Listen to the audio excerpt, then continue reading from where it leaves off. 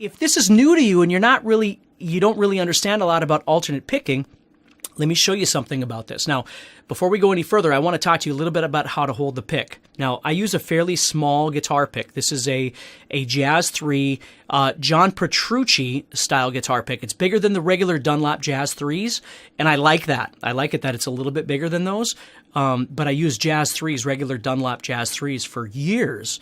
It's only been the last 2 or 3 years that I've switched to these John Petrucci ones and really enjoy them.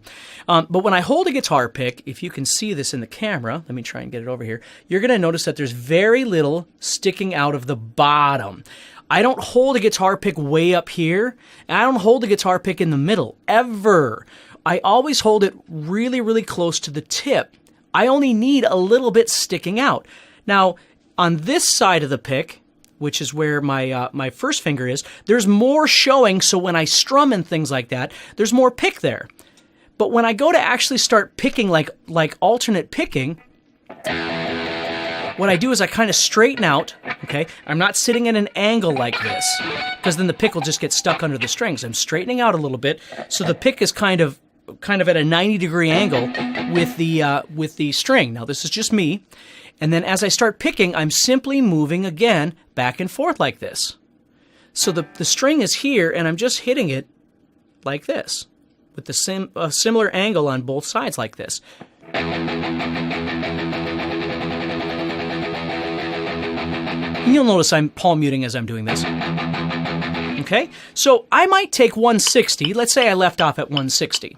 Okay, and I'm not really good at alternate picking at this point, right? This is all new for me, is down-up picking or alternate picking. So I can do my downs here, and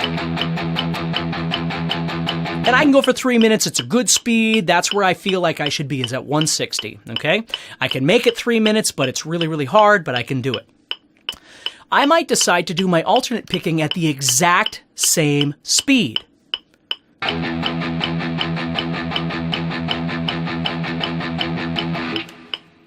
Because the misconception about alternate picking is if you can down pick at X speed, you should be able to do twice as fast at down up picking. Again, someday you will, but if you've never really done this before, you have to first develop how alternate picking actually feels. Because it's a bit more restrained at a slower speed, you got to get used to a bit more turn of your wrist, right? So if I've got this going at 160,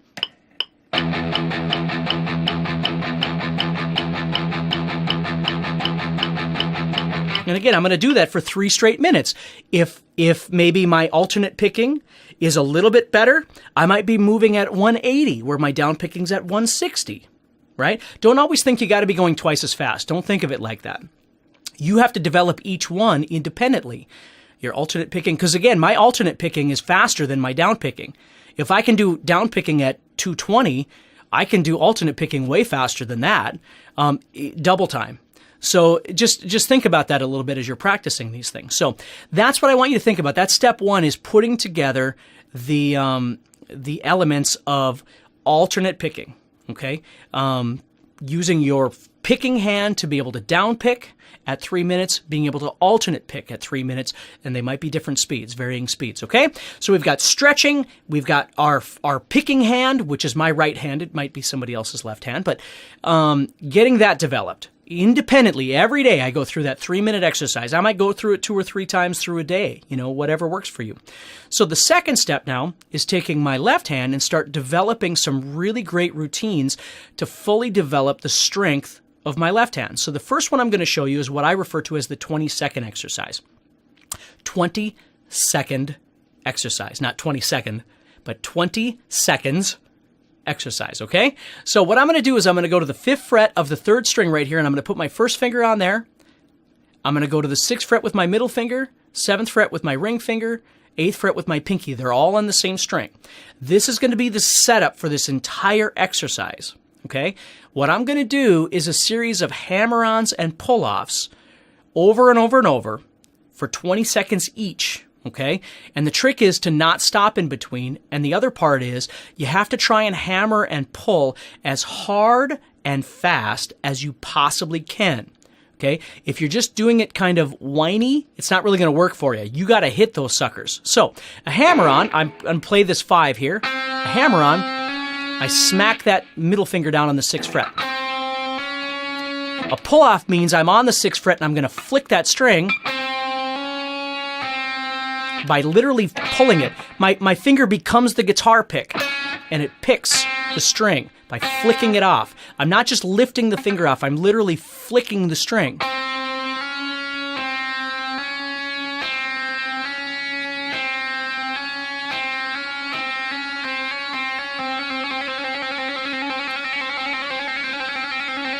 Okay, so I'm going to do that exercise right there, which is actually called a trill when you do hammer-ons and pull-offs over and over and over.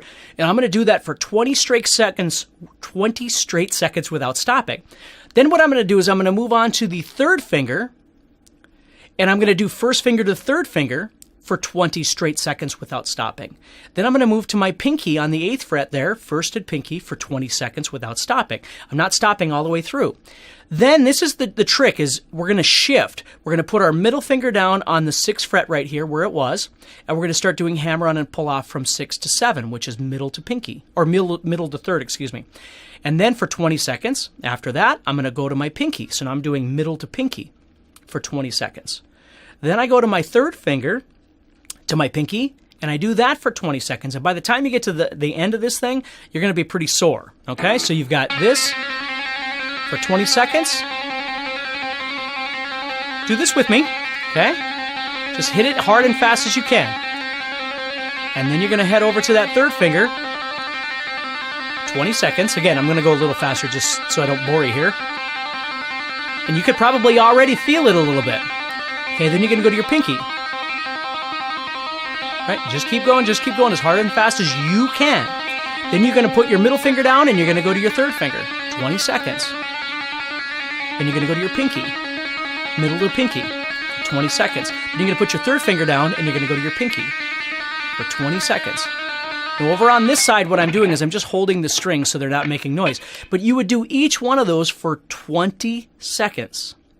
And by the time you get done, it doesn't matter if you're Steve Vai, it doesn't matter who you are, your fingers are going to hurt because you're going as hard and fast as you can, right? He might be able to go harder or faster than us when he does this exercise. I don't know, but it doesn't matter. When you get done, you're going to be a little sore, and then you might go through your stretching routine and all that sort of thing to get yourself prepared again, okay?